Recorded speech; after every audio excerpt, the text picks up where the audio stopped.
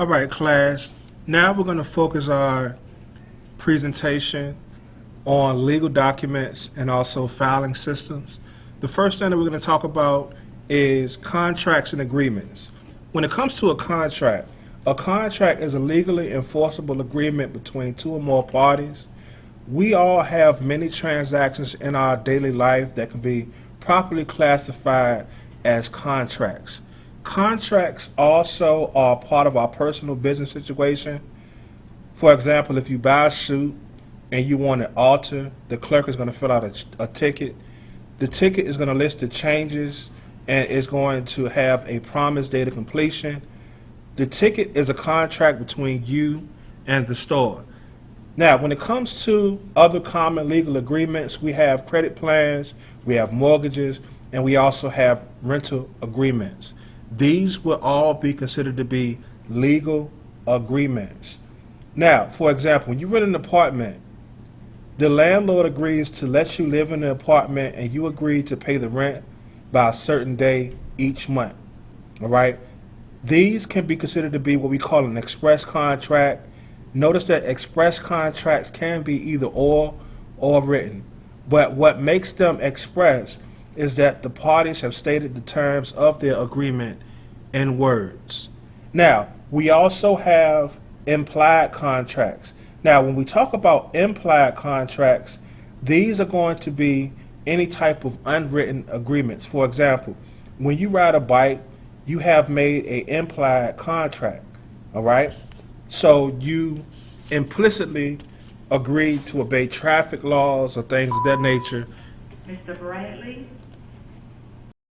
So that is the difference between an express contract and an implied contract.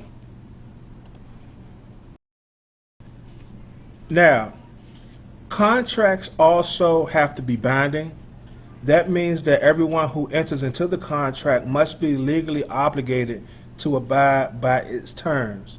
Now, some contracts must be written and signed by everyone involved, and other contracts will require for people to actually make an oral agreement. What we're going to do at this time is we're going to talk about the elements of a contract. The first thing that we have is an agreement. Now, in regards to the agreement, a contract has a legal agreement when a valid offer is made and accepted. Both the offer and the acceptance must express a voluntary intent to be bound by the agreement. Now, when one person makes the offer and another person changes a part of it, the second person is making what we call a counter offer. Now, the counter offer is a new offer and it has to be accepted or rejected by that person. Now, a lot of times when you use the internet, for example, in order to accept the offer, you may have to click on something. We call that a click on acceptance. But the first part of the contract we have is the agreement. Now, we also have consideration.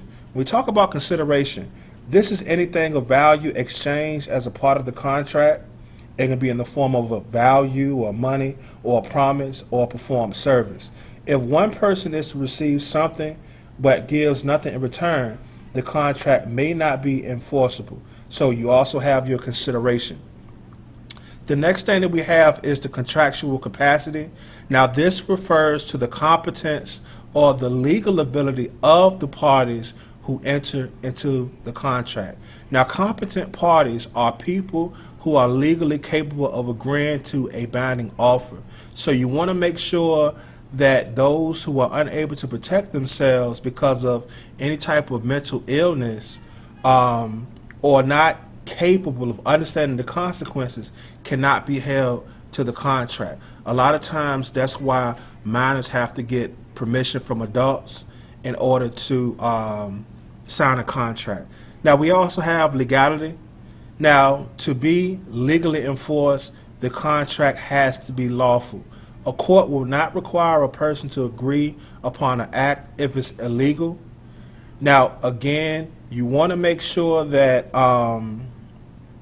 you have legal contracts and also that it meets that requirement. Now, this slide talks more about agreement. We also have consideration. we have contractual capacity, and we have legality. Okay? Now, what you want to do is you want to make sure that you have a thorough understanding of those 4 elements of a contract, because again, you may see them on the test or on a quiz. Now, as a consumer, you also have some responsibilities regarding contracts and agreements. The first is that you want to make sure you fill in all blank spaces or indicate a N/A for items that are not applicable. You also want to write all items clearly and write all terms clearly. You want to also enter dates, amounts, and numbers correctly. You want to be sure the seller has supplied all relevant information, including the rate of interest, total finance charges, cash payment price, and so on. And then you also want to understand all terms contained in the agreement. Check that no changes have been made after you have signed it, and also keep an original copy of the agreement and put it in a safe place. By doing these things, you are able to safeguard yourself on people who want to protect yourself from people who try to get you to sign funny contracts and things of that nature. Now, the next thing that we're going to talk about is the statute of fraud. Now, every state has a statute of frauds to prevent harm due to fraudulent content and conduct. This law does require that some contracts be in writing and also be signed in order to be legally binding. Examples do include contracts that for the sale of real property like homes and land, contracts that cannot be fully performed in less than a year, contracts involving the sales of goods for $500 and over, contracts to when one person agrees to pay debt of another, and then also contracts in consideration of marriage. Now, we've already talked about some of the responsibilities and agreements, but again, you want to make sure that you follow these things that you see right here. All right? Now, the next thing that we're going to do is we're going to talk about negotiable instruments.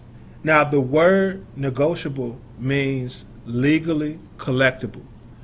When we talk about a negotiable instrument, this is an unconditional written promise to pay a specified sum of money upon demand of the holder. Common negotiable instruments that we have are going to be checks and also a promissory note. When we talk about a promissory note, this is a written promise to pay a certain sum of money to another person or to the holder of the note on a specified date. A promissory note is a legal document and payment can be enforced by law.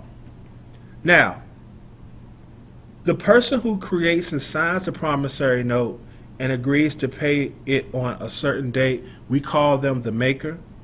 The person to whom the note is made payable to is known as the payee. Now, when it comes to a promissory note, it normally is going to be used when you borrow a large sum of money from a financial institution. Now, in some cases, creditors will require a co-signer with good credit rating and also additional security for repayment of the note. The co-signer is a person who promises to pay the note if the maker fails to pay. Now, a lot of times the co-signer will have to also sign the note itself. A lot of times young people who apply for credit will need a co-signer, okay? Now, as we can see here, notice that these are the parties that are involved in the promissory note, but notice that the co-signer is going to be the person who promises to pay the debt of another person.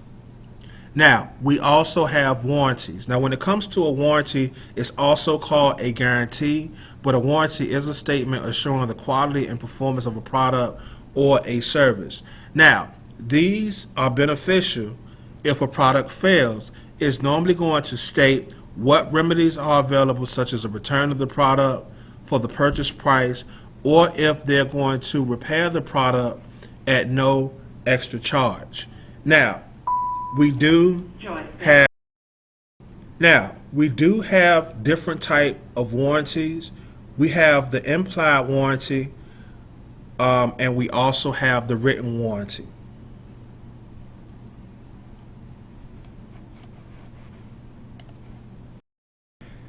Now, all products contain implied warranties, and some also have written guarantees stating responsibilities that the manufacturers agree to. For example, all products will carry the warranty of the merchant. This means that a product is supposed to do what it do and do what it's made to do, and also whether or not the standards are stated in writing. But again, you have implied warranties, and then you also have certain warranties that are written. Now, as you start to build up financial records, you want to make sure that you use personal record keeping and good personal record keeping. A lot of times we use a filing system that would allow for you to organize, store, and retrieve different type of records. Now, when it comes to a paper filing system, a lot of times in order to create that, you will need folders, you will need a label, and you would also need a file cabinet. Now, a lot of times what will happen is that we would use paper filing systems to have access to important documents.